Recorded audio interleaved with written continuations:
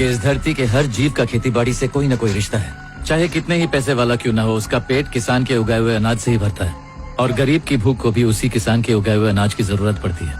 लेकिन हम उन किसानों को कोई अहमियत नहीं देते और उनका एहसान भूल जाते हैं। कोई एहसान नहीं कर रहा है, किसान अपना काम कर रहा है और हम लोग अपना काम कर रहे हैं। क्या किसान और हम दोनों एक समान हैं? चाहे हम हो या किसान, दोनों पैसे के लिए काम कर रहे हैं। पैसा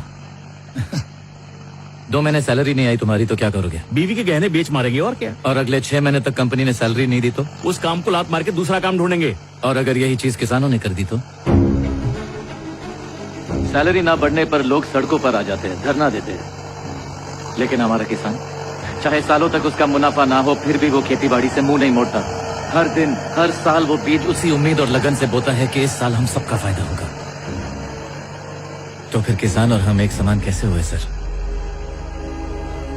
तू चाहता क्या है भाई? हम भी अपना काम छोड़ के खेती बाड़ी करें क्या? ऐसा बिल्कुल मत समझना कि खेती बाड़ी करना कोई गुड्डे गुड़ियों का खेल है। ये धरती और इंसान का एक खूबसूरत रिश्ता है, एक ऐसा साइंस है जो साइंटिस्ट भी नहीं समझ सकते। ये सिर्फ एक किसान ही समझ पाएगा। और वो किसान जब आत्महत्या करता है, वो लोगों के लिए सिर्फ न्यूज होती है। उसने क्यों जान दी, लोग उसे समझने की कोशिश भी नहीं करते। एक किसान के मरने से देश को कितना नुकसान होता है, अंदाजा तक नहीं है लोगों को। जब अनाज कम हो और खाने वाले ज्यादा, तब कीमतें आसमान छूती है। और जब कीमतें बढ़ती है, तब मिलावट का बाजार गर्म हो जाता है। और उस मिलावट का बुरा असर आप सबके स्वास्थ्य और सेहत पर पड़ेगा, जिसकी कीमत आप सबको हॉस्पिटल में चुकानी पड़ेगी। जमीन की कीमत बढ़ रही है और किसानों को पूछने वाला कोई नहीं।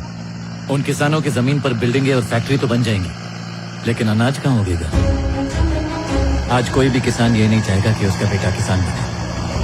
नई पीढ़ी को खेती बाड़ी का एबीसी तक नहीं पता। अगर यही चलता रहा तो आने वाली पीढ़ी खेती बाड़ी के बारे में सिर्फ किताबों में पढ़ेगी। एक वक्त था जब किसान गर्व से जीते थे, आज वही किसान डर डर के जीता है। बीज बोने के पहले पानी नहीं मिलने का डर, पानी मिल भी गया तो फसल उपजाऊ ना होने का डर, फसल उपजाऊ हो गई तो उसके बर्बाद होने का डर। इतने सारे डर के बाद फसल तैयार हो गई तो वो खराब ना हो जाए, इसलिए वो कोड़ियों के दाम में बेच देता है और दुकानदार उसे 10 गुना ज्यादा महंगा बेचता है।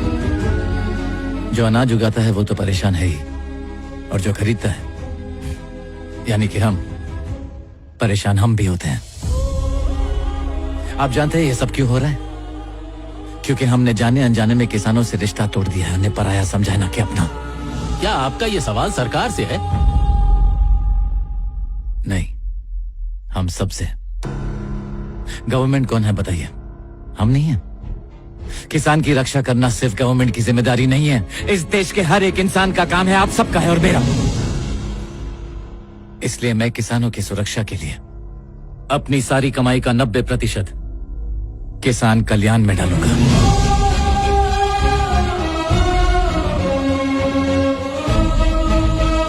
सीएम सर, उम्मीद है आप भी मुझे सुन रहे होंगे।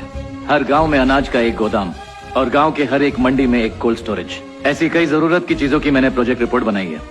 उम्मीद है आप निराश नहीं करेंगे। आज से किसानों को अनाज बेचते हुए डर नहीं महसूस होगा, बल्कि गर्व महसूस होगा उन्हें। इस देश का पेट भरने वाला किसान भला डर में क्यों जिएगा? और ये मत समझना हम किसान पे कोई एहसान कर रहे हैं, बल्कि ये एहसान हम खुद पे कर रहे हैं।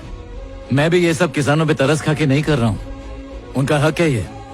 हमारे किसानों को दया की जरूरत नहीं है, जरूरत है तो सिर्फ इज्जत की, और वो इज्जत हम उन्हें देंगे।